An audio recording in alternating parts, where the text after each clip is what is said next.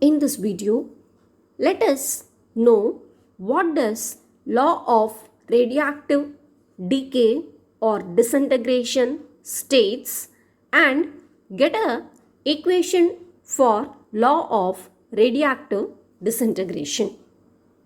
This is how the law goes. The rate of decay or disintegration of radioactive atom is proportional to the number of atoms present at that time or instant.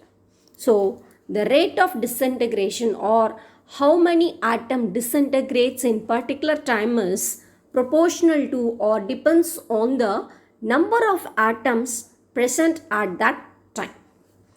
For example, at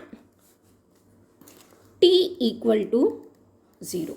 At t equal to 0, the number of atoms present, let's say, be n0. After some passage of time t, the number of atoms present be m. And let us say this dn number of atoms disintegrates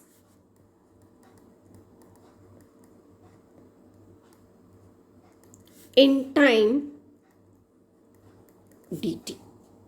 So the dn number of atoms disintegrates in the time dt. So we can say the rate of decay is equal to dn by dt. So this is the rate of decay. But as per the law, this rate of decay or disintegration depends on the number of atoms present at that time. So we can write this as dn by dt is proportional to minus n. dn by dt is proportional to minus n. This negative sign is because as the time increases, the number decreases. The number of atoms or the number of radioactive atom decreases. So we have a negative sign here. Then we know to remove this proportionality symbol, we always introduce a constant. Here also we are going to introduce a constant. dn by dt is equal to minus lambda times n. And this lambda is the constant which we are going to call it as decay or disintegration constant.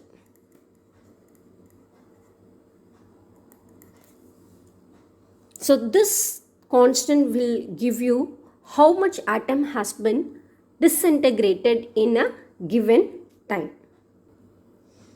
It is always easy if we number the equations. Let me number this as equation number 1, this as equation number 2.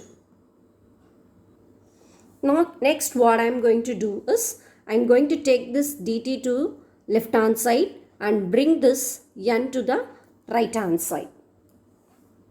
I am going to take this dt to the right hand side and n to the left hand side. If I do, what I will get is, after rearranging, we will get it like this. dn by n is equal to minus lambda times dt. Let us take it as equation number 3. Now I am going to integrate. I am going to integrate equation 3 now. If I do the integration, what I will get is integral of dn by n is equal to minus integral of lambda times dt. We have read the base from the basics of integral dx by x is equal to log Ex. From the basic formula of integration, we know the integral of dx by x is equal to log E of x. So this is this. So we can evaluate this integral by this technique or using this formula. If we integrate, we will get log En is equal to, a minus will be there. Since this is a constant, we are taking the lambda out. Integral of dt, we will get t plus a constant c. We all know what is this c. This c is called constant of integration. Now, our next task is to find out what is the value of this constant of integration c, and let us recognize this equation as equation number 4. Okay. So, whenever we want to find out what is the constant of integration, we have to apply the initial conditions. So, at initial condition t equal to 0, as I have already quoted, the value of n is equal to n naught. Let us apply these conditions to equation number 4. If I apply, I'll get log E n naught. In place of n, I am going to write n naught, and this term will become 0. Since t is equal to 0, this term will become 0, and you will get plus c. So what is our value of c now? C is equal to log E n naught, which I am going to call it as equation 5. Now let us substitute this equation 5 in equation 4. So let us substitute equation 5 in equation 4. When we substitute, we get log E n is equal to minus lambda t, and the value of c is log E n naught. And for my convenience, I am going to take this to this side. If I take, I will get log E n minus log E n naught equal to minus lambda t. This is like log A minus log B. We know log A minus log B can be written as log A by B. So this is the basic formula which we would have read it in our basic mathematics classes. So I can write this as log E n by n naught equal to minus lambda t.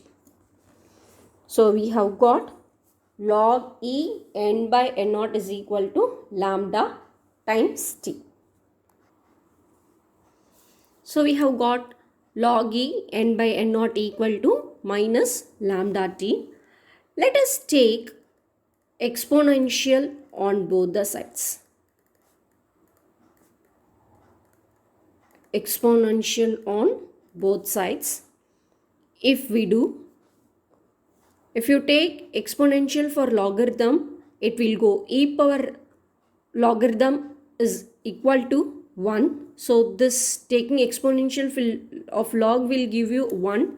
So it becomes n by n naught here. This is equal to taking exponential to this side, you will get e power minus lambda t. Or we can write it as n is equal to n naught e power minus lambda t. So this equation represents the law of radioactive decay or radioactive disintegration.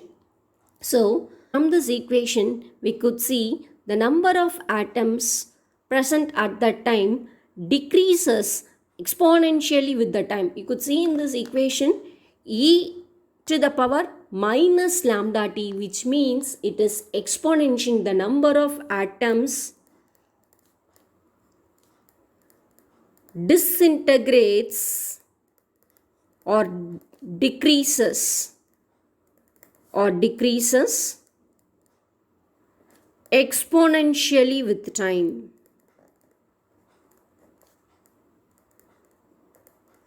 This is very important. Apart from this, we need to draw a graph for this.